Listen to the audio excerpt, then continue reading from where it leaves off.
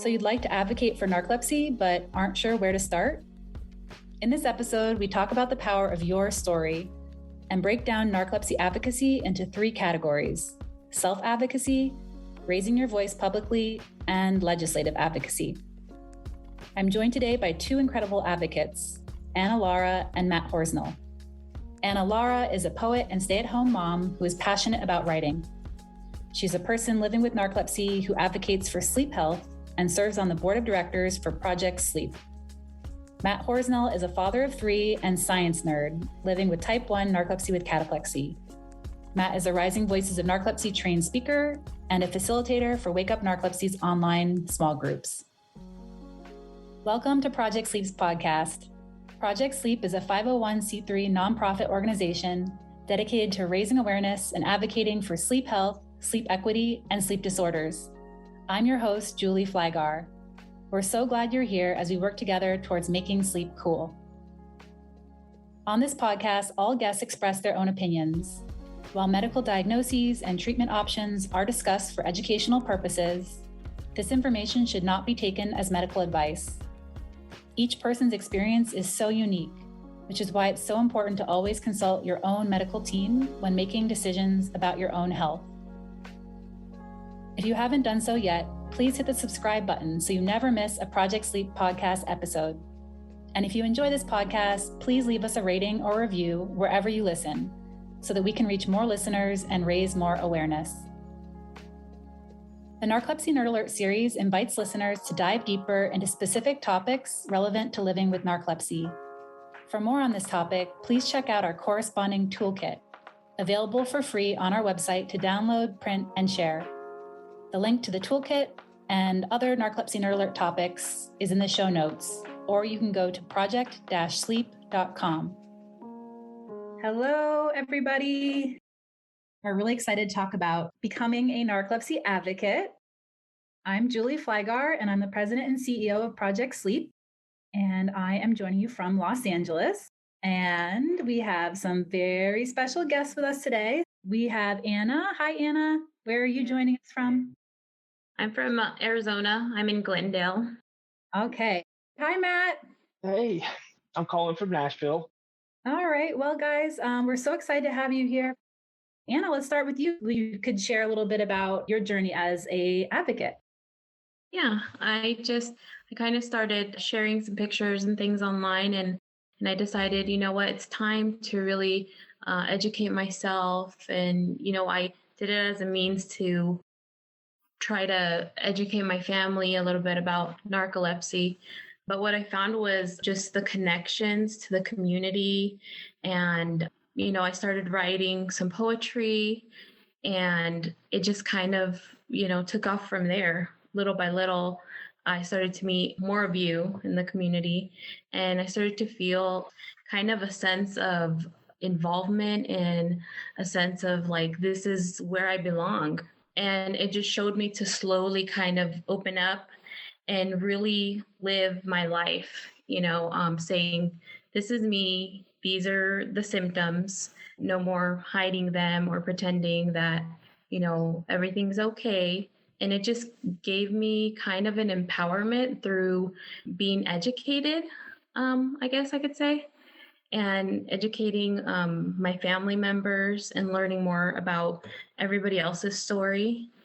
I kind of started to get involved with Project Sleep and taking pictures and stuff for World Narcolepsy Day, which was really exciting. And I got my family involved, and, they were really happy to be involved.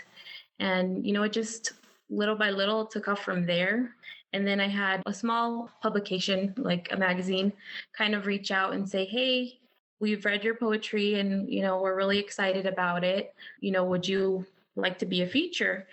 And I just kind of told them a little bit about my background. And then I talked about my narcolepsy. So they got back to me and they said, wow, we're really excited about your story, and it really touched us.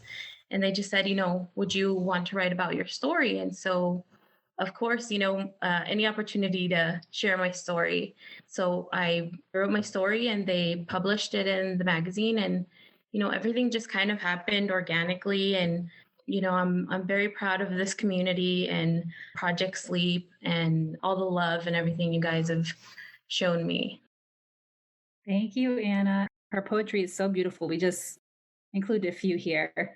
And you're underrating yourself, my dear, when you said like a small publication. It's this gorgeous, gorgeous magazine with such beautiful art. And I mean, the design of it is just incredible. So being featured here is pretty awesome. And we're just so super proud of you.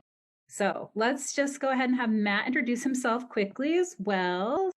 Well, first, I just want to thank Project Sleep and Julie and Anna just for having me on here. It's an absolute honor to share this moment with you guys and to be a part of Nerd Alert. In many ways, I've punched my nerd card along the way. I started off with social media when it comes to advocacy, and it was reaching out. I was diagnosed in '07, and I was never bashful about doing a grassroots advocacy. So I was telling people that I would meet about it. I was trying to reduce stigma, really just kind of on a personal one-on-one level. And I realized that I was going through some transition in my life right around 2015 and 2016, and I wanted to change a lot about how I was approaching my condition. I wanted to take more ownership of it. I wanted to treat this condition as more of an asset in my life and look for the positives and tease those out. Narcolepsy sucks a lot of times. You struggle with it, but there's a lot of ways that it's helped shape and define who I am as a dad and as a man, and that's been about a paradigm shift. So in 2016, I started to be a little more vocal on social media. I reached out to Julie on Twitter, made some connections there, really just started opening up some conversation. I started participating in some early hashtag in chat, which is a Twitter interactive social media effort that's independent, kind of hosted by Mike Heil as the founder. And that was where I really started to build my network of support. What I realized is that the support that I was receiving from this community was fueling me every single day. And so I really wanted to get more involved. So I talked with Julie on a number of messages back and forth, and I decided that I really wanted to step up what I was doing. She was able to get me in touch with some no narcolepsy folks, which is an effort to raise awareness, and they do a lot of campaigns. You may check them out, but they had a great opportunity for me to share some of my kind of words of wisdom. I sound smarter on those memes than I actually am, just to let you guys know, but it's been a great opportunity. I did that in 2018. I also followed that up the next year, 2019, doing some legislative advocacy with Julie. We went to Washington, and at that point, I was hooked. I realized that there was power in my voice and in my message. It was a way for me to really feel like I was taking ownership and helping shape the future of narcolepsy research in a way I never really knew was possible. Later on in 2019, I was able to do the Rising Voices of Narcolepsy program. With that, just really gave me the speaking opportunities, the abilities to communicate what living with narcolepsy was like. Using storytelling as my main method. I've been able to speak to Belmont's College of Pharmacy, sharing my story. I've also spoken with a pharmaceutical group, and that was all, of course, before COVID. But I kind of changed how I'm doing things now. But for me, it's the fundamentals, it's the grassroots, it's the telling people one-on-one. I also am the owner of the longest hashtag in narcolepsy. It's hashtag world's strongest person having narcolepsy with cataplexy. And what that means for me, yes, there are times when I feel like I am the strongest person, but it's more about the mindset of what it takes to get up, to work out every single day, even when I don't want to fight through those moments. I'm also the facilitator for Wake Up Narcolepsy small groups, where I'm able to help share my experiences with newly diagnosed folks who have been diagnosed for a while. And what I've learned just throughout all of this is that by opening up, by shedding a few tears and being vulnerable, that is my ultimate strength. And that vulnerability as a strength is something that I'm really trying to get the word out for both the ladies and the guys to share their voice. And so that's the next step. Awesome. Thank you, Matt. I really love what you said about vulnerability. It reminds me of Brené Brown. And Yes. maybe we'll have to add her to the resource list. Being Yes. nerdy, we need to have our resources reflect all these great things. So thank you for all of your intros. You guys probably are aware. I just like to put this in a timeline so that you understand that, like, getting possibly where you see I am today, it was a very long journey. So I was diagnosed the same year Matt was, in 2007. I think the first time I did a speaking engagement was with my own doctor at Harvard Med School for a class. It was more him asking me questions and me giving responses than me presenting a formal presentation. I wouldn't have known how to do that at that time for sure. 2009 is when I started my blog, because blogs were a thing back in 2009. You guys, 2009, Instagram did not even exist. So just saying, blogs were cool. I was cool, I promise. And so that was really when I first started reaching out, the same way Anna said how she was trying to really probably communicate with her own friends and family. That's the intention of my blog. And then I was so surprised by all the other people with narcolepsy around the world that found that, and that sense of community there that I wasn't even really looking for, becoming such a big part of my own journey. So the first time I helped as a volunteer, I helped Narcolepsy Network coordinate a advocacy day for narcolepsy back in 2010 on Capitol Hill, because their annual conference was taking place in Washington, D.C. that year. So I really didn't know what I was doing. I worked with some other volunteers and we kind of put together an advocacy day, but it was kind of a one-off in a way because we were volunteers and just trying to put something together. In 2012 was when I published my book, Wide Awake and Dreaming. And the very next year I founded Project Sleep. And I also, that same year, I guess, it seems like a lot to do, but I started Narcolepsy Not Alone as a campaign to raise awareness and to reduce isolation for people. And that really took off and opened a lot of doors to meeting a lot of people around the world and across the country. And in 2017 is when Project Sleep started the Rising Voices of Narcolepsy program. And that same year is when we started collaborating with the Sleep Research Society on sleep advocacy. So that was a really big year for us to start that program. And then just in 2019 is when we launched the World Narcolepsy Day as a coalition of organizations around the world. So to see some of the impact of some of those later efforts is still so surreal, because I remember that feeling back, and I tried to find a message. I couldn't find it last night when I first said to my dad, I think someday I want to do something, I didn't know how, but I want to do something to make a difference. This is so frustrating and so angering. And so how can I be part of the change, that I want to see? Couldn't find the message, but I know it does exist. And so the whole thing is a journey. So where to start, right? If you have that feeling, possibly it seemed that on social media, some people responded to our post about this saying that they're not really sure where to start. They want to be an advocate. So we have a really first broad message for you. How many of you have ever had to talk about narcolepsy to a friend, a family member, a doctor? Has anyone ever had to deal with an insurance issue, trying to get a medication through some red tape? Okay. If you raise your hand, you are a narcolepsy advocate. You are one. There's no certification. There's no rules around what that means. And we just want you to feel empowered that your experience matters. And because of that, and your story matters. And having to deal with this every day makes you an expert and makes you an advocate. So there's really no one right path, but we're going to go over some of the things that we thought of today. And it's such a broad topic that we could probably have days and days of conversations about all these. So we are going to try to get some good thoughts out there to start this conversation. Really quickly, why advocate? I think these are absolutely essential to remember what is the change we're hoping to see. And for Project Sleep, and especially in the narcolepsy space, as we think about our efforts, what guides us is really the problems that we're trying to solve.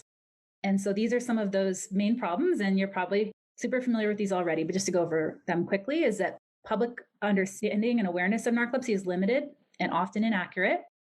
That is one of the main reasons that there are 8 to 15 year average delays between the time that someone's symptoms start and diagnosis.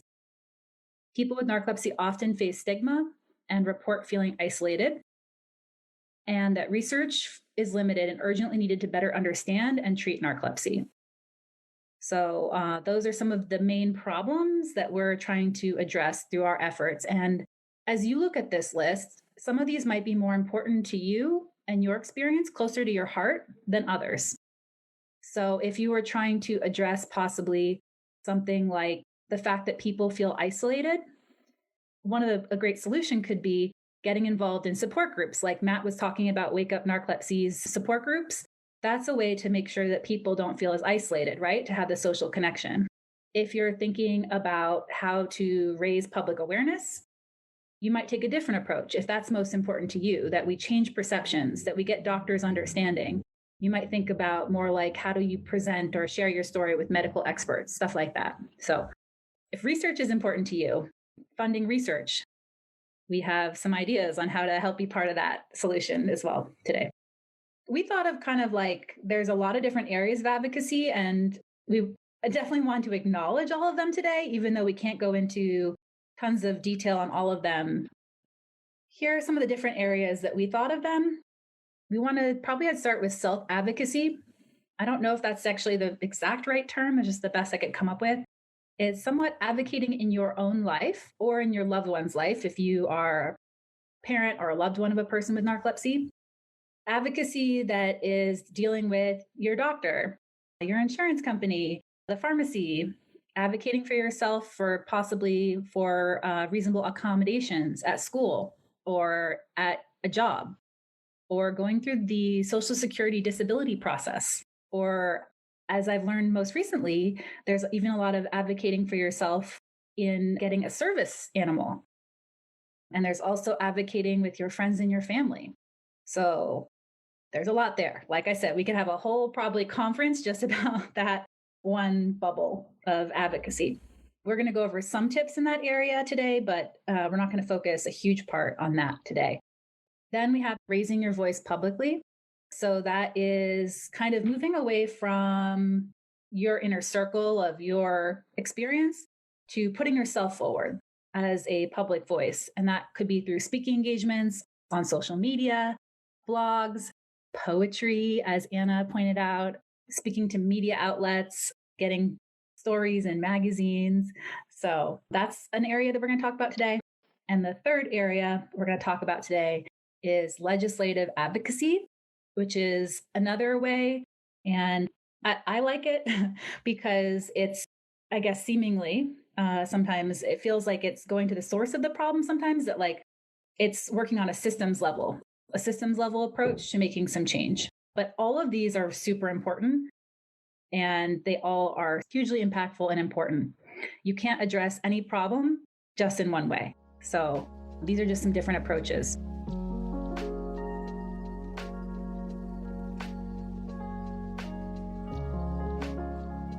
In the self-advocacy area, we've just put together some of these kind of like key statements when I had thought about my own personal experience, and hopefully Matt and Anna, you can add some other additional ones.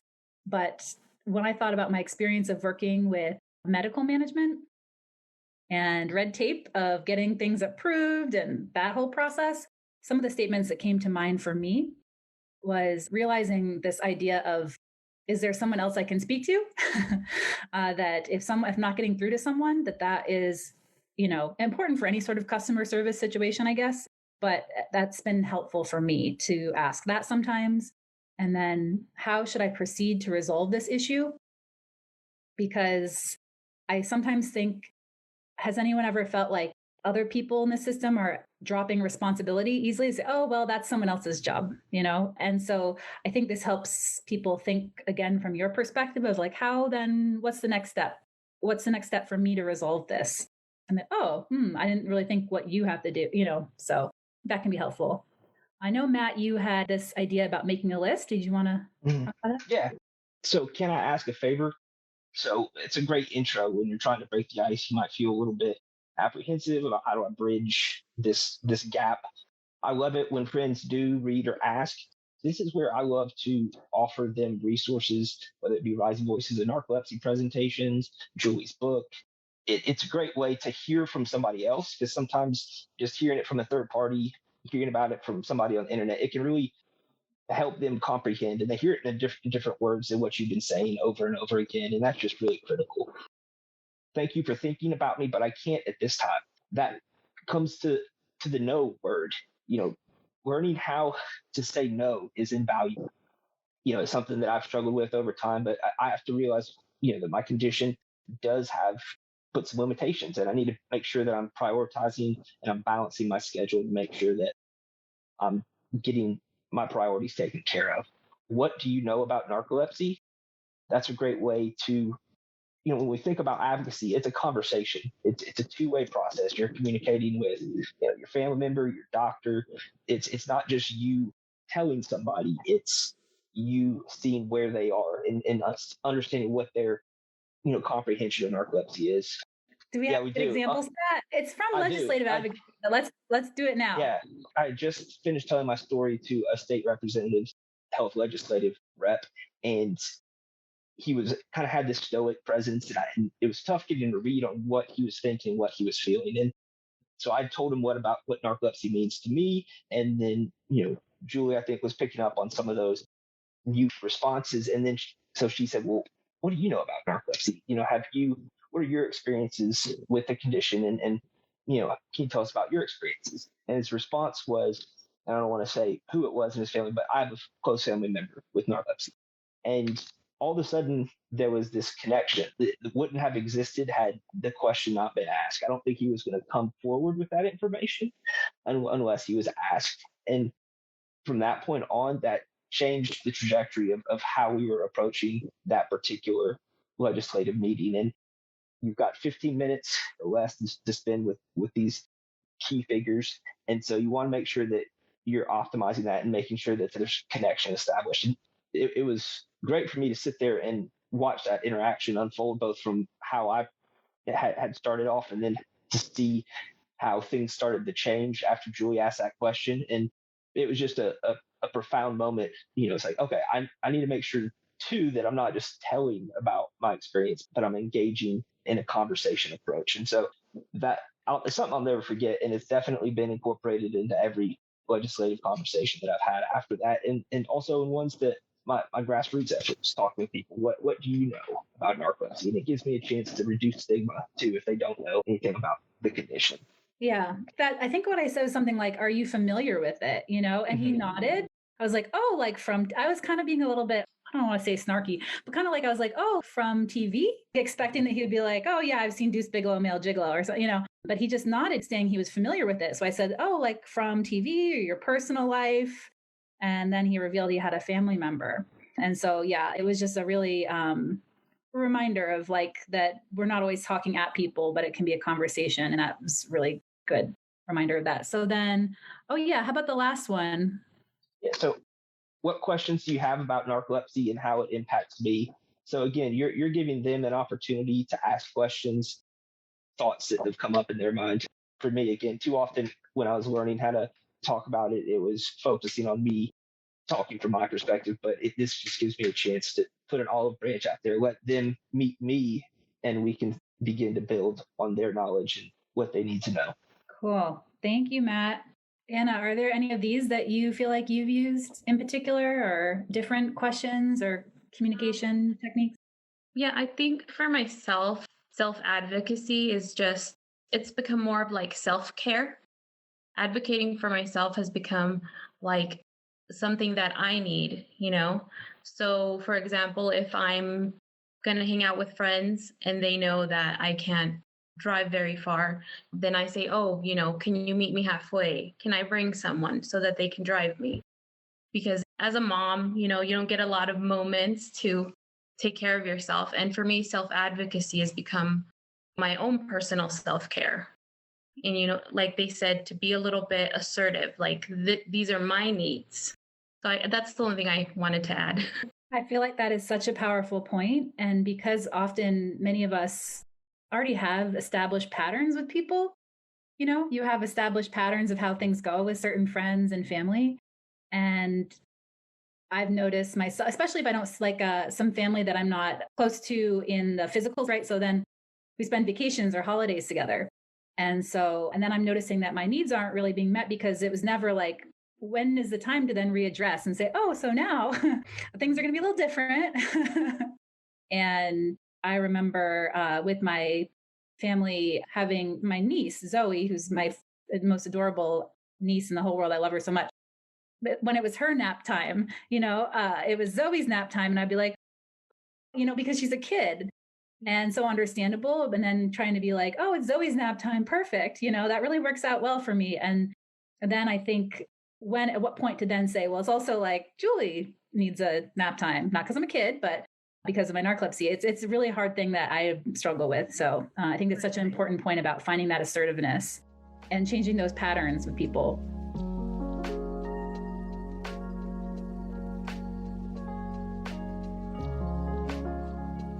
Raising your voice publicly. There's a lot here. I was curious from both Anna and Matt, do you remember a certain day that you decided that you were going to become public about your narcolepsy and disclose that publicly, or at what point in your life generally? I'd love to hear your experience. I'll go first. I think for me, it was just, I kind of started trickling it in to my social media, and I liked the response that I got from some family members. They were like, oh, I didn't know that this is how it was for you. And I think slowly, I just feel like the things for me to share kind of just chose me. So with the poetry, I feel like I just put it out there and I thought, oh, we'll see. These are my feelings. Here's some feelings. Let's see what happens. But the response that I got from the community and from people just saying, wow, I feel this. This is how I feel. You described exactly my emotions. And that was really powerful for me. And so I thought, maybe I can keep doing this. Maybe if I express myself, I can then make others feel like you're not alone. There are so many other people that feel just like this or feel just like you. But I would always try to incorporate different infographics from like Project Sleep, because I wanted to, back up my my feelings or my symptoms with facts so that people could go through and read them and say, oh, okay, that's what this is about, or that's what this means, sort of like that. For me, it was around one of the early sleep weeks after I started to make the conscious decision to become more vocal. So I think it was 2017. I started to notice that sleep week coming up, there's different fundraising activities. This is a chance for me to share some infographics, like Anna was talking about. The Sleep In for Project Sleep was a huge jump into the deep end. Let's make a whole lot of noise. Let's raise some money. Let's make a difference. And if you didn't know I had narcolepsy before that, you definitely did after, because I talked about it straight for a week. And so that was probably one of the key changing points. It wasn't, I started to realize that while I was talking about my condition with people one-on-one, I was really living an isolated existence with it because I didn't have that peer support that's been essential. And so using those sleep weeks and seeing who's posting, who's using the hashtags, those are great ways for me to increase my support network. The World Narcolepsy Day was great because I got to see so many people that hadn't shared before taking that opportunity to post about their life with narcolepsy. And that was a huge moment for so many people. And, Sleep Week, National Narcolepsy Awareness Day, those are great opportunities to come out, feel the support, feel the love, and just start talking about it. You don't have to do it every day, but it's a great way to put it out there and just use your strengths and your skills to advocate for yourself. Yeah, I think I remember for me, I made a very conscious decision because my dad had been an employment lawyer. And so he had really talked about being careful about when I disclose publicly because of job stuff. And so that was kind of always in one ear, right? And then I had this voice in me that I felt like I was like suppressing and like swallowing it back, like, don't say anything about this. And then I just was like, wait, if I do talk, I could write a book, I could do some media work. And once I switched, it was like, no going back really. And so it did feel like when I changed my thinking to think, how can I be part of the solution to reduce the stigma so that people don't have to feel afraid to disclose in the future? It just was a big moment. You guys both started on social media. Like I said already, I started with a blog because that was the thing back in 2009. I mean, they still are a thing, and I still recommend it as a great platform for yourself. It really is. It's still, kind of like a personal website. It's a really great platform for some people that are looking to take that next step.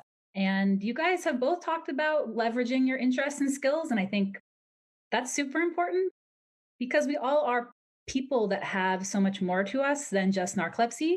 And I find from a storytelling perspective and a communications perspective, sometimes empathy comes in realizing that you share other things with people. So If someone loves poetry, they don't have narcolepsy, they can engage with Anna on that track.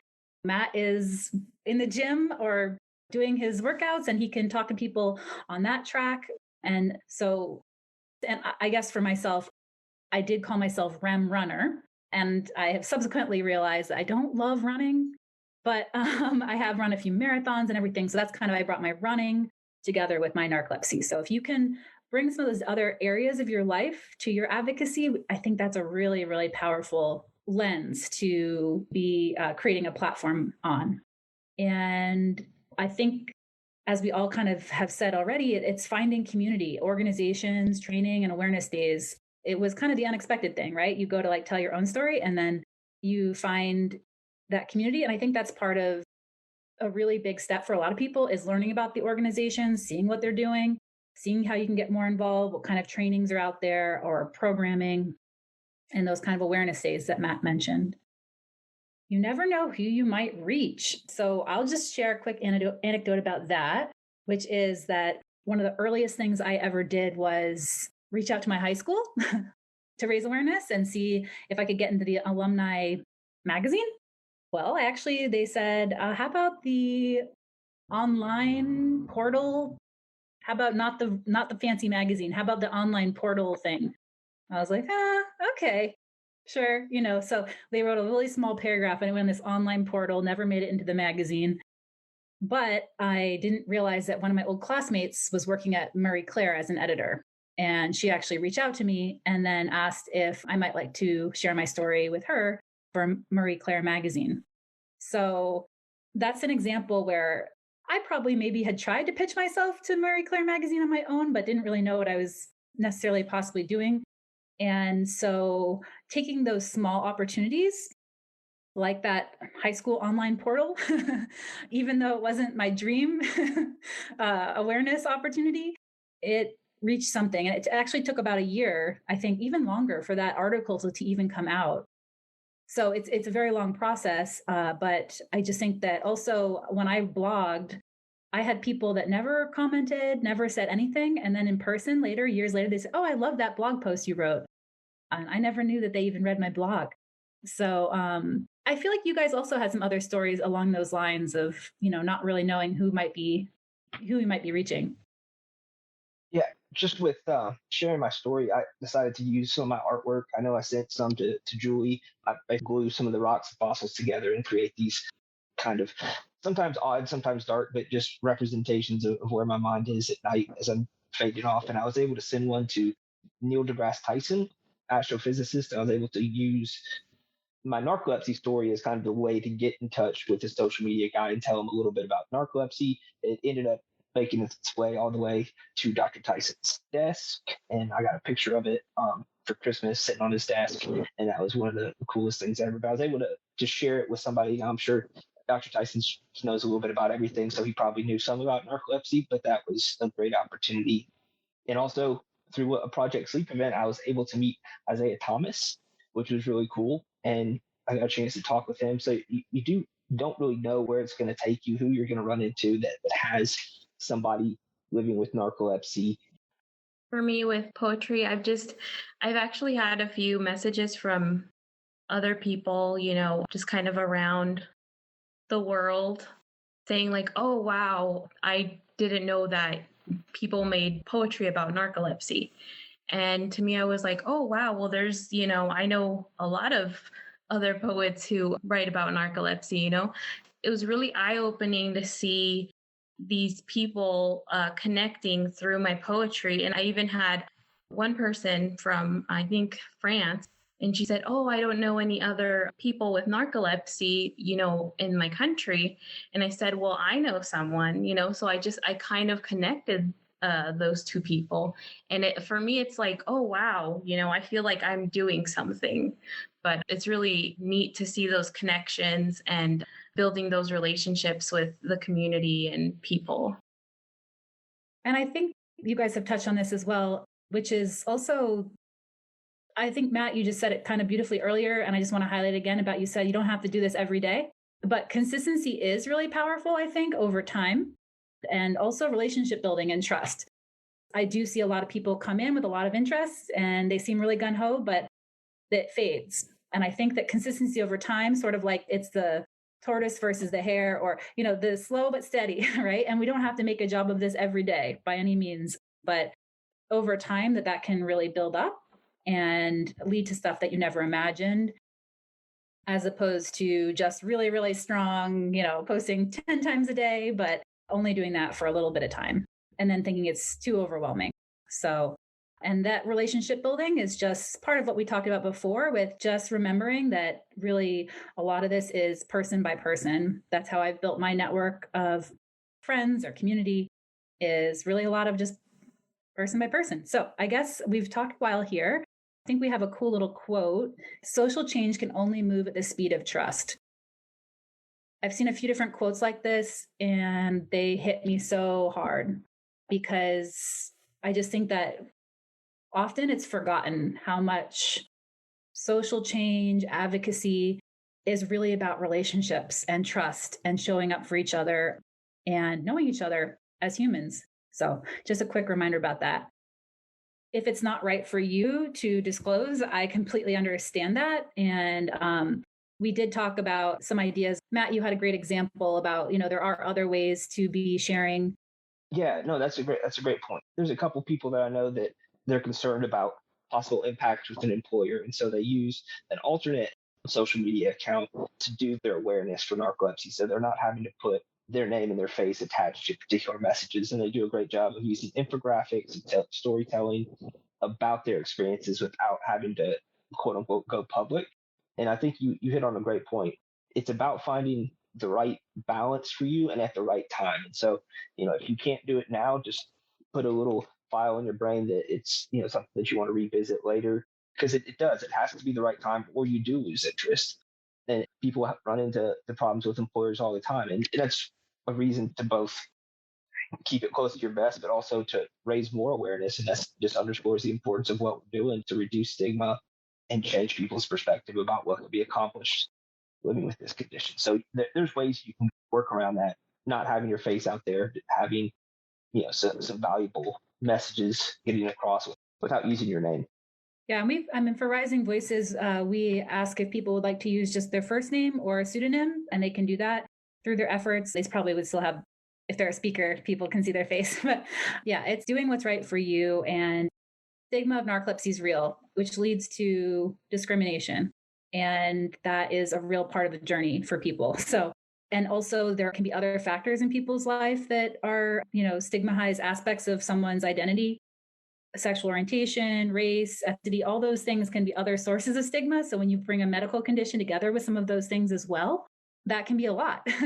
And so I think that it's important to just really recognize that it's okay. This isn't for everybody to be out there on social media showing their face and sharing their personal experience. There's a lot of considerations of safety, employment, stuff like that.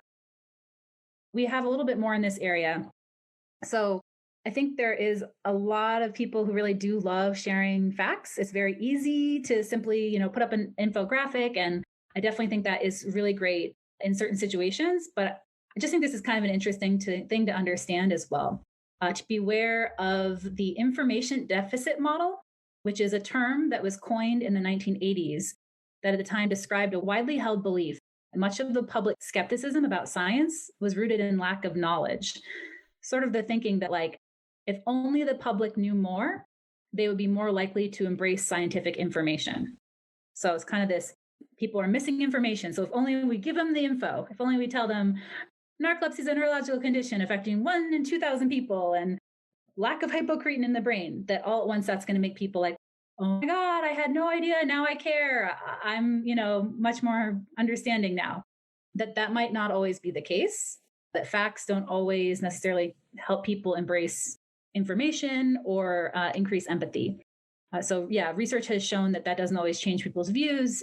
So that's just why we try to emphasize story sharing and emphasize that, especially in our Rising Voices program, because it truly is an evidence-based approach, meaning there's research that shows that, by sharing your story and stories, that you are able to foster empathy and be more empowered yourself, inspire people to take action, and reduce stigma and create role models for other people. It's a really powerful approach. We're not getting to get into it too much more today, but the stories we tell become the world we live in. And I just think that's a really, really powerful thing to remember. We're just going to very quickly go over a few health communications best practices as you are out there sharing your story. Project Sleep recommends using people first language and using a balanced firsthand perspective that respects autonomy of different people's experiences with narcolepsy. Every single person that I've met with narcolepsy has a different experience. And that's what's so wonderful about something like Rising Voices, where we're elevating different stories, because there's no one person that can represent the whole condition just by sharing their experience. And even how we share about narcolepsy, it's important to remember that we're sharing our experience and not representing everyone. And how do we balance that? Really quickly about people first language, disease only language would be saying something like a narcoleptic or narcoleptics. Disease first language is putting the disease before the person. So that'd be a narcoleptic person or narcoleptic people. And people first language is putting the person before the condition. So a person with narcolepsy or people with narcolepsy. So what is behind this people first language? I just want to remind people that this is not a matter of political correctness. It is based on a scientifically established phenomenon in which condition first language subconsciously propagates stigma and dehumanization in the audience's mind. So this has been studied. It's actually been studied around the world, including different languages, and really shown that people's perceptions of groups will be different depending on whether you're saying something like disabled people versus people with disabilities, the mentally ill versus people with mental illness, or epileptics versus people with epilepsy. There's also been a lot done in diabetes, a diabetic versus a person with diabetes. And so this has been a cultural change over, I'd say, probably, the last 20 or so years, as this research has really come to light and show that how they kind of research this is that they'll give a group of people questions like, how comfortable would you be working with an epileptic? And then a whole different group of people get the same questions, but how comfortable would you be working with a person with epilepsy? And so they can actually show by doing big groups and, all the data analysis stuff that goes into it, that people would feel more comfortable and be able to feel less social distance from people if you use person first language. A balanced firsthand perspective is really important. And so this is when you're referring to a broader group. So when you're saying something like, people with narcolepsy, it's important to use neutral language that respects diversity and personal autonomy. So you might not want to say something that's kind of non-neutral. So a non-neutral term might be that everyone with narcolepsy is suffering. You can personally say, I feel that I am suffering, but suffering is a very personal to your experience term and shouldn't be assumed that how other people are feeling in those kinds of terms. So we say that's why we use words like narcolepsy is a serious neurological condition, as opposed to saying something like disabling. For some people, it will be true, and they can define it for themselves that way when they're talking about their experience. But when we're talking about broader group, we just stay a little bit more neutral. Avoiding stereotypes and generalizations like everyone or no one or always or never. Those are red flags to me. I always think if anyone tells you anything is absolute, they're probably not true. So really emphasize trying to be a little bit more careful as far as saying often, sometimes, those kind of terms. Speak from your experience. So I think a lot of people expect us to be able to represent the whole group of people with narcolepsy. So you might find that someone asks you a question like, do you drive? Well, do they want to know if I, Julie Flygard, drive, or do they want to know if people with narcolepsy drive? So the way you can probably handle that is like, for me, I am able to drive. I track very carefully the timing of when I do that to make sure that I'm well medicated and well awake. For people with narcolepsy, that varies. Some people drive, some people choose not to. So that's how you can answer to both your experience, but also remind people always that there's a variety of experiences out there. So those are some key phrases around speaking from your experience. And just as we transition to legislative advocacy, just want to share this quote from Ebony, who's one of our Rising Voices speaker. And she spoke at a congressional briefing back in 2019 when we were in person and doing things like that. And she said, "I'm sharing my story because representation matters." And I think that for her, that was a really powerful point of realizing that if she didn't see other people that looked like her to be someone that could have narcolepsy, that she might not know that she could, have something like that. So thinking about the next generation and how important it is to represent different experiences.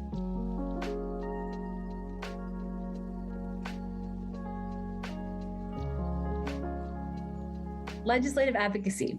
This is just one other additional way to make progress. And I think it's especially powerful when conducted consistently over time and with expert guidance. So that's not me. That's actually, we work with experts in Washington, D.C., the Health and Medicine Council, and they are in this stuff every day. And they represent a lot of different patient advocacy organizations, professional societies, and universities.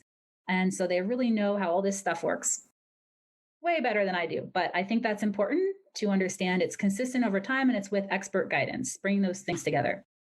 For Project Sleep, we focus our advocacy on sleep health and sleep disorders, which we're really, really proud of. And these are some of our guiding principles or the areas where we're trying to make sure our advocacy is working on: advancing sleep research, accelerating treatment options, ensuring access to healthcare, hugely important, furthering education, awareness, and training, and addressing social justice and sleep health disparities. That has been a new area that we have added to our legislative agenda and really working hard on this past year, and we're really excited about it. So as we think about advocacy, when to advocate, when to get involved, there are some really key opportunities, and we do stuff throughout the year. Congress is responsible for creating the budget for the federal government in the US. So that includes creating the budgets for institutions and agencies that are relevant to priorities that I just talked about. That includes the NIH, the CDC, which does a lot of awareness work, the Department of Defense, which actually does fund some sleep research, the FDA, all of that. When they are working on that budget process, so when they're deciding how much money to give NIH basically to fund for medical research, that is an opportunity when they also can make some suggestions to NIH about things that are important, what they're hearing from their constituents. So that's why this appropriations process or this budget process is a key opportunity to have our priorities heard and be part of that process. So in late February, early March, when they're starting that process for next year. So they're just working, they're like any sort of a company or anything, like they're planning their budget for next year and they're just at the beginning stages. And so that's the important time to get our voice in there and say what we hope for NIH research and for the CDC to be funding and DOD and stuff like that. Okay. So if you're bearing with me, the way that we advance that, the way that we say, here are our priorities, please keep these in consideration when you're creating this budget and this big packet of advice sort of that goes along, comments that go along with that when they hand it over to the institutes and agencies, is through this congressional sign-on letter.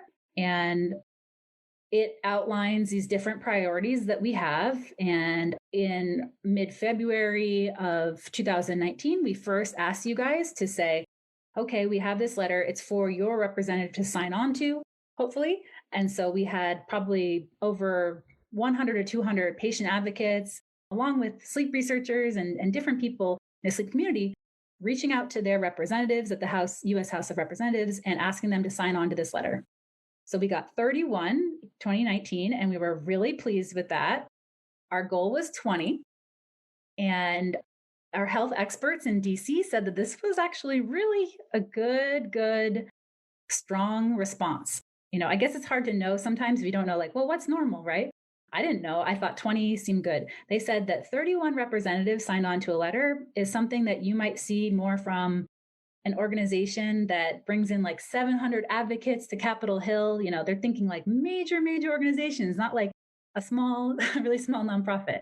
So the passion of this community is incredible, that we got so many people reaching out to the representative's office, which led to 31 of them signing on to the letter. It was bipartisan, so it had people from both Republicans and Democrats signed on to that letter. And then in 2020, we were hoping to just at least get over 31, and we actually got 41 representatives signed on. So we can't always get every representative signed on, and that's part of the process in a way, is just asking them though. They won't be aware of this opportunity unless you bring it to them as their constituent. So what does the letter really mean? Does it really do anything? I mean, it sounds great to have like 41 or 31, but I just wanted to really show your impact is real. Just like your narcolepsy is real.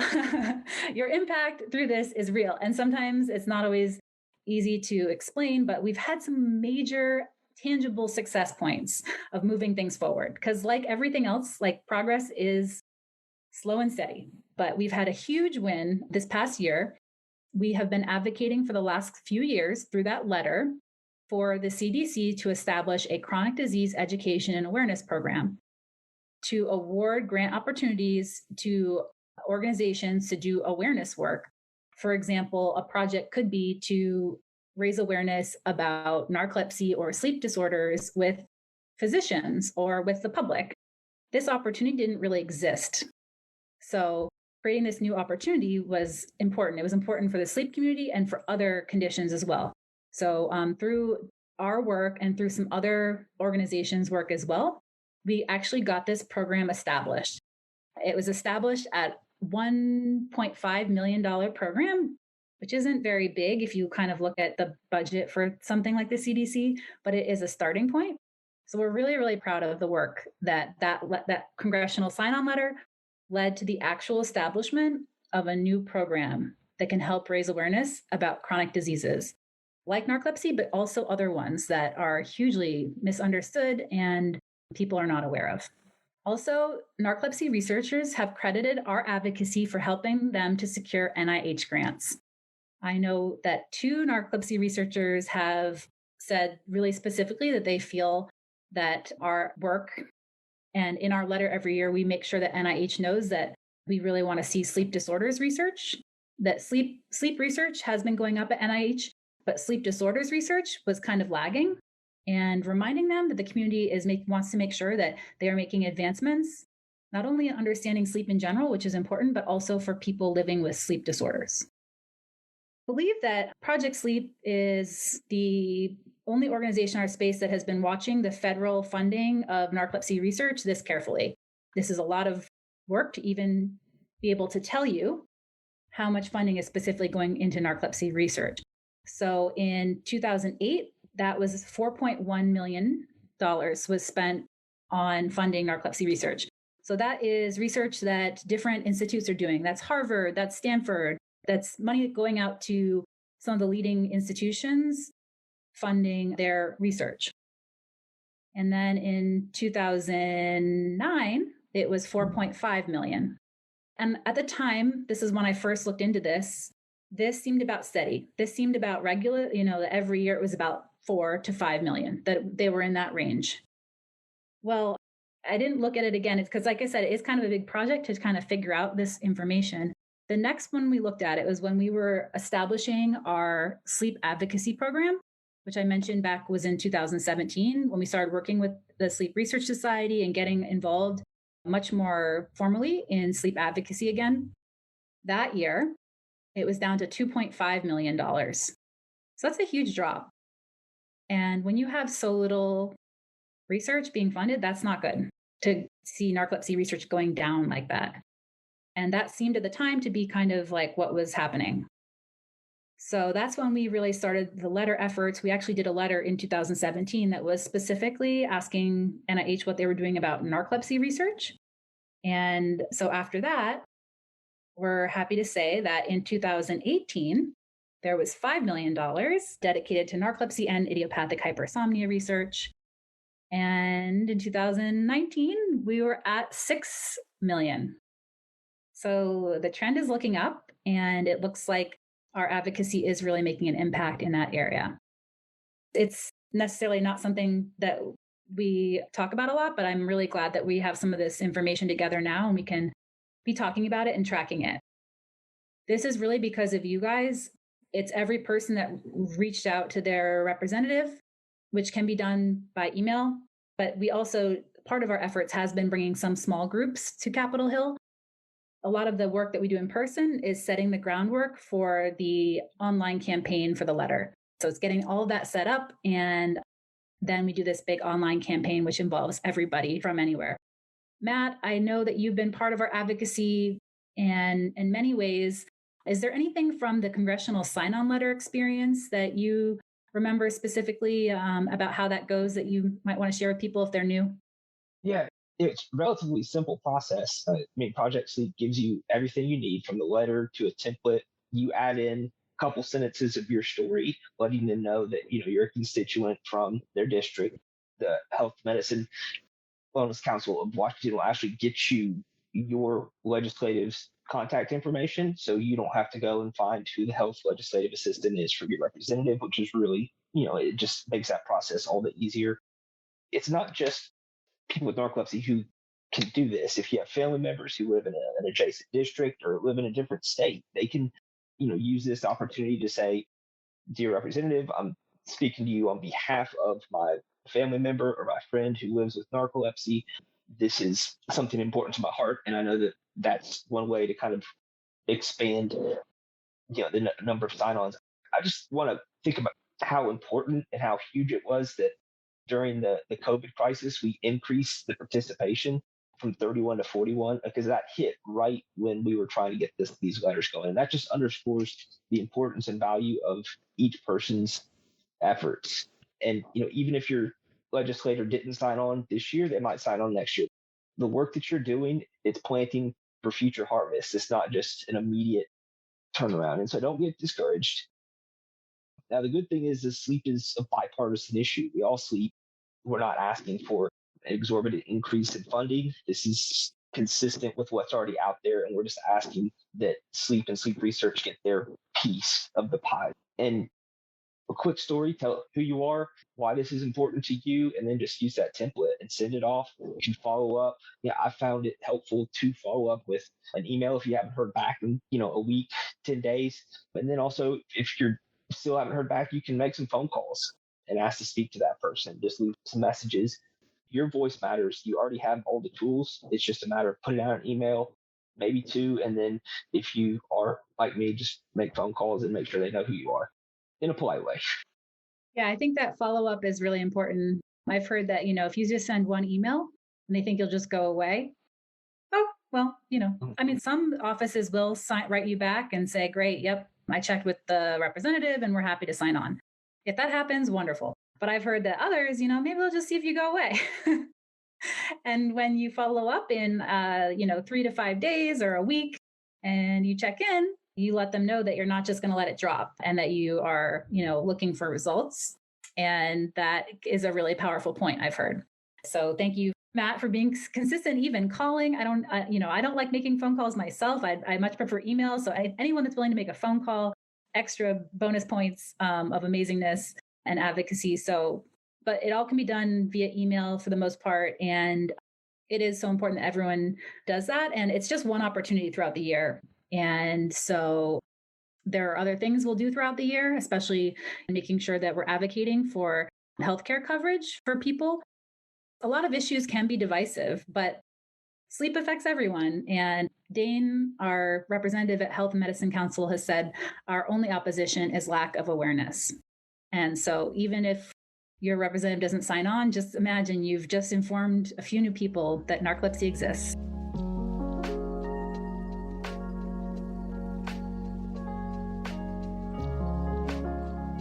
Here are some of the patient organizations. We had this last time, but I think I just want to reiterate it because each one of these groups is doing a lot in different areas of advocacy. The Hypersomnia Foundation put out a really great broadcast about Social Security disability.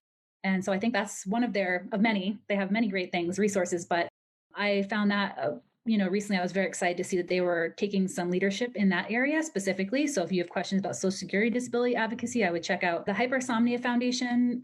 Narcolepsy Network has some of the best resources I've seen about educational accommodation awareness and how to get accommodations when you're in school. Project Sleep, what do we have? Our Rising Voices and our advocacy program. Wake Up Narcolepsy has the really fantastic support groups that Matt talked about, as far as making sure that people don't feel alone. And also just really want to highlight Wake Up Narcolepsy's work in privately funding narcolepsy research. So they are raising a lot of money to privately fund narcolepsy research, which is another avenue that's important. So they are helping to fund some of the same researchers that we're also hoping can get really big NIH grants. And so their work in that area is exemplary as well. There are tons of international organizations. So please check out our World Narcolepsy Day webpage for that whole listing. And a lot of them are doing really interesting, different advocacy. The group in Brazil has really been working to establish narcolepsy as something in their country that they can get accommodations for.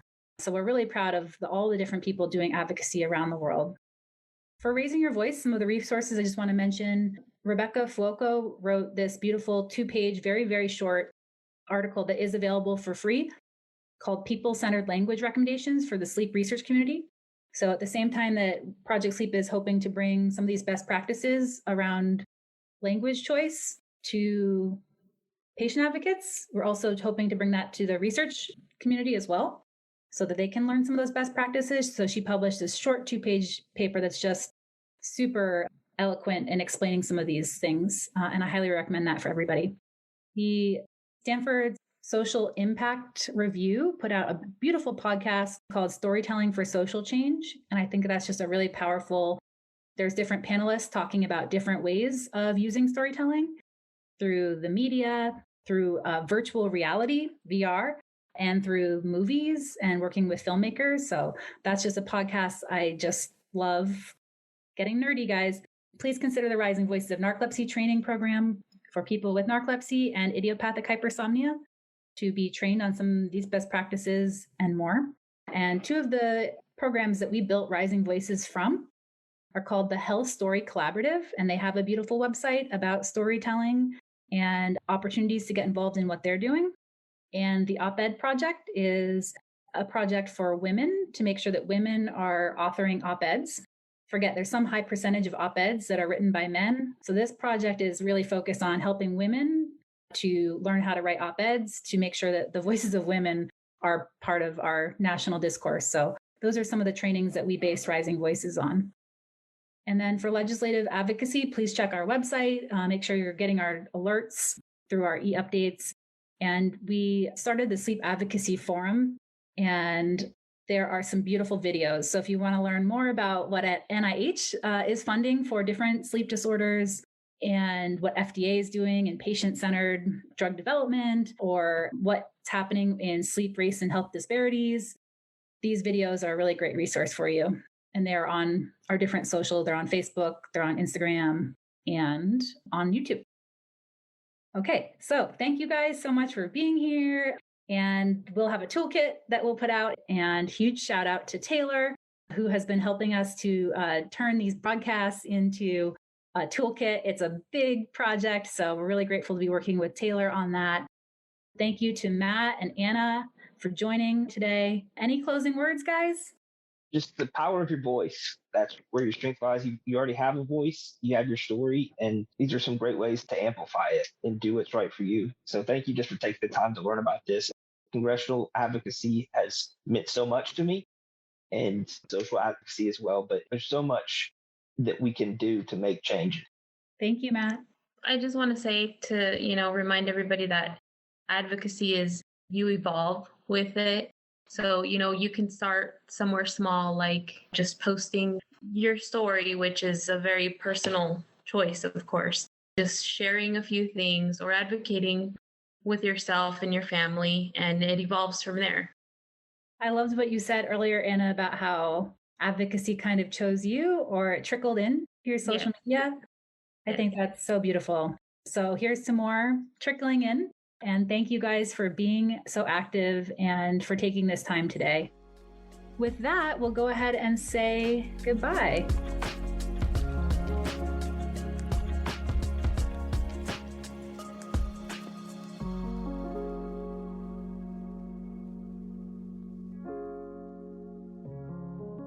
The Project Sleep podcast is produced by Carver Sound Productions. For more information on podcast production services, visit carversoundproductions.com.